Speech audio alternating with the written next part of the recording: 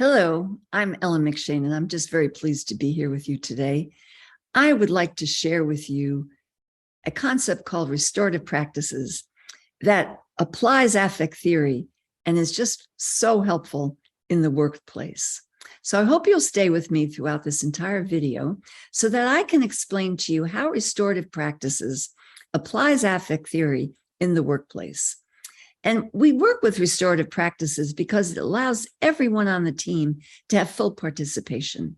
It offers mutual understanding and shared responsibility. So all of us have an obligation to create the community we want. We have our behaviors and our attitudes, understanding that they impact each other. And we then end up with inclusive solutions.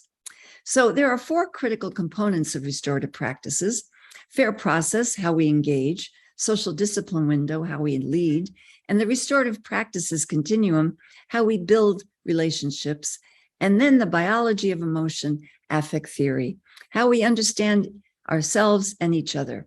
In the fair process part of restorative practices, the primary goal is to foster participatory and cooperative community. Through engagement, we involve individuals in decisions that affect them. Through explanation, we explain the reasoning behind a decision. And with expectation clarity, we have the need to understand decisions and their expectations. The social discipline window gives us a graphic of how we should work with others. We always want to be in the with box, where we have high control and high support for the people we're working with. We want to stay away from being punitive, neglectful, or permissive. On the restorative practices continuum, we can start with informal interventions like the affective statements or affective questions. We can have a small impromptu conference if needed. We can have a group or a circle and even have that be part of our meeting organizational approach. And we can have a formal conference. The restorative questions allow us to address challenging behavior. What happened? What were you thinking at the time? What have you thought about since? Who has been affected by what you have done, and in what way? What do you think you need to do to make things right? And to help those affected by a situation, what did you think when you realized what happened? What impact has this incident had on you and others? What has been the hardest thing for you? And what do you think needs to happen to make things right? Well, with the biology of emotions, affect theory, we see the magic behind restorative practices.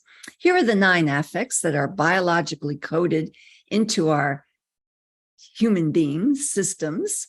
And we have 2 positive affects: interest to excitement, enjoyment to joy; 1 neutral, surprise to startle; and 6 negative affects: shame to humiliation, distress to anguish, fear to terror, anger to rage, disgust, and dismay.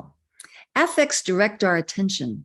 They make good things feel better and make bad things feel worse. Feelings happen when an affect is triggered, and emotions are scripted responses that form from our biography and our experiences. So the central blueprint for intimacy and communication has individuals at their best when they maximize their positive affect, minimize the impact of negative affects, and name their affect and emotions.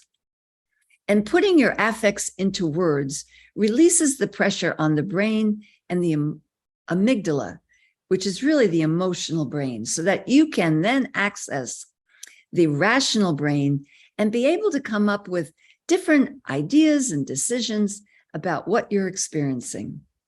So I hope that this has got your attention about affect theory in the workplace through restorative practices.